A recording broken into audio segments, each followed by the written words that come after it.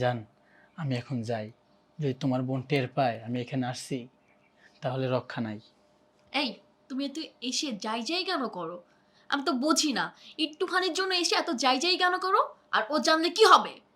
আরে কি বলছো, যদি একবার আমাদের সম্পর্কের কথাও জেনে যায়, আমরা দুজন কাছে আসতে পারবো? তুমি বুঝো না কেন?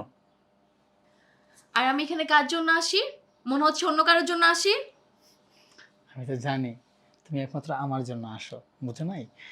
শোনো, আমি আবার সময় মতো চলে আসবো, বুঝতে পারছো? ও যদি দেখে আমি ওর পাশে নাই, ঝামেলা হয়ে যাবে। আমি এখন যাই, হ্যাঁ? ঠিক আছে। তুমি শুয়ে পড়ো, হ্যাঁ? যাই, হ্যাঁ? ছোট ম্যাডামের রুমে এত রাতে সারে, বিষয়টা ম্যাডামের কাছে শেয়ার করতে হইব। ম্যাডাম, আপনার চা। ম্যাডাম, ভাবছিলাম আপনাকে একটা কথা বলবো, জানি না আপনি বিশ্বাস করবেন কিনা। কি এমন কথা যে আমি বিশ্বাস করব না? তুই তো আর আমাকে মিথ্যে বলবি না, তুই তো আর বাইরের কেউ না। বল কি বলবি। ম্যাডাম, আজকে খুব সকালে আমার ঘুমটা ভেঙে গেছে। তারপর দেখি কি, ছোট ম্যাডামের ঘরে সার। এই তুই কি বলছিস? তোর মাথা ঠিক আছে? তুই কাকে জড়িয়ে কি কথা বলছিস? আমার হাজবেন্ডকে নিয়ে কথা বলছিস, তা আবার আমার বোনকে জড়িয়ে? তোকে না আশকারা দিয়ে মাথায় তুলে ফেলেছি, আর তুই সেই সুযোগে আজে বাজে কথা ছড়াচ্ছিস। ফার্দার যদি তোর মুখে এসব কথা শুনছি না, ঘাড় ধাক্কা দিয়ে বাড়ি থেকে বের করে দিব। জানি যার কাজ কর। ম্যাডাম, আমি আপনার নুন খাইছি, আপনার গুণ আমি গাবই ম্যাডাম। ম্যাডাম, আমি নিজের চোখে দেখছি ম্যাডাম, আমি ভুল দেখি নাই ম্যাডাম। আমি আপনার ভালোর জন্য কথাটা বলছি ম্যাডাম। ম্যাডাম, আপনি যদি আমারে বাড়ি থেকে বের করে দেন আমার কোনো আফসোস নাই, কিন্তু ম্যাডাম আমি যা বলছি সত্যি কথা বলছি ম্যাডাম, আমি নিজের চোখে দেখছি। তোর সাহস তো অনেক বেড়ে গেছে দেখছি।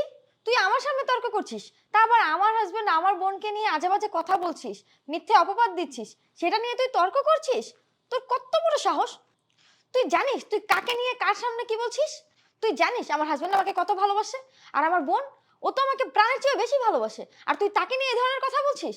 তুই এক্ষুনি আমার সামনে থেকে দূর হ, না হয় তোকে ঘাড় ধাক্কা দিয়ে বাড়ি থেকে বের করে দেবো। আরে জান, তুমি এখনো এখানে বসে আছো, তাতে রুমে চলো। আর বসো, আজকে রুমে যাব না। কি বলছো, এইখানে? হ্যাঁ। আরে বোকা, তোমার বোন চলে আসবে, পরে ঝামেলা হবে। চলো চলো, রুমে চলো। আরে দাঁড়াও, আমার বোনকে ঘুমের ওষুধ খাওয়ায়া টালে উঠায় রাখছে, ও আজকে আসবে না। ওয়াও, জান, তাহলে চলো আমরা শুরু করি।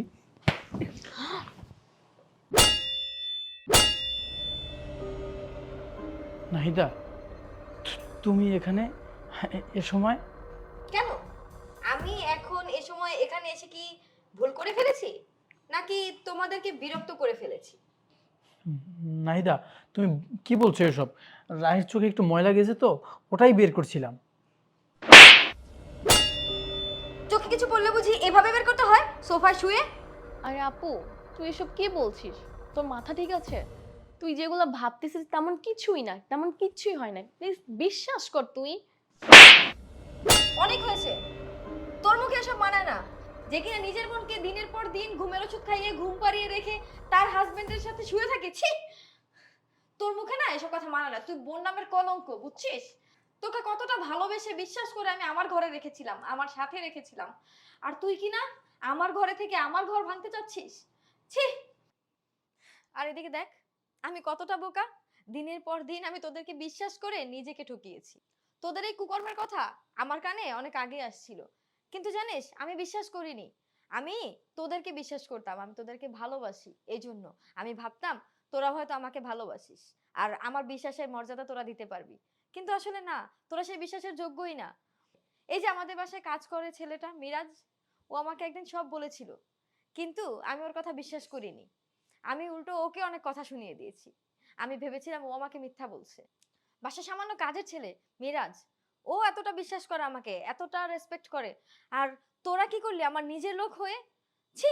আমি বিশ্বাস করতে পারছি না, আমি আমার নিজের চোখকে বিশ্বাস করতে পারছি না যে আমি কি দেখলাম। আমার বিশ্বাস ছিল আমার বোন, আমার স্বামী কখনো আমার সাথে বিশ্বাসঘাতকতা করবে না, কিন্তু আমি আমি ভুল প্রমাণিত হলাম আজ তোদের কাছে। আপু, আমাকে প্লিজ মাফ করে দে, এবার মতো আমাকে মাফ করে দে, আমি আর কখনো জীবনে এই ভুল করবো না। প্লিজ আপু, আমাকে মাফ করে দে। লাস্ট বারের মতো আমাকে একটা সুযোগ দে প্লিজ আপু, প্লিজ। তুই তোর এই মুখ বন্ধ রাখ। তোর এই মুখে আমাকে আপু বলে ডাকবি থাকবি না, এক্ষুনি তোর ব্যাগ প্যাক করে বের হয়ে যায় বাড়ি থেকে। তোকে আমি আর এক মুহূর্ত এই বাড়িতে দেখতে চাচ্ছি না। ভুল তো আমারই হয়েছিল, খাল কেটে কুমির আমি এনেছিলাম এই ঘরে, আর সেই কুমির আমিই বিদায় করব। এক্ষুনি বের হয়ে যা আমার বাড়ি থেকে।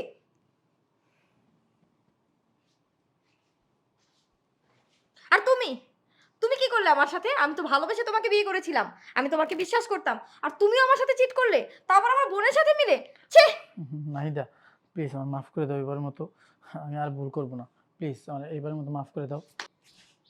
তোমাকে মাফ করব? তোমাকে আমি কখনো মাফ করব না।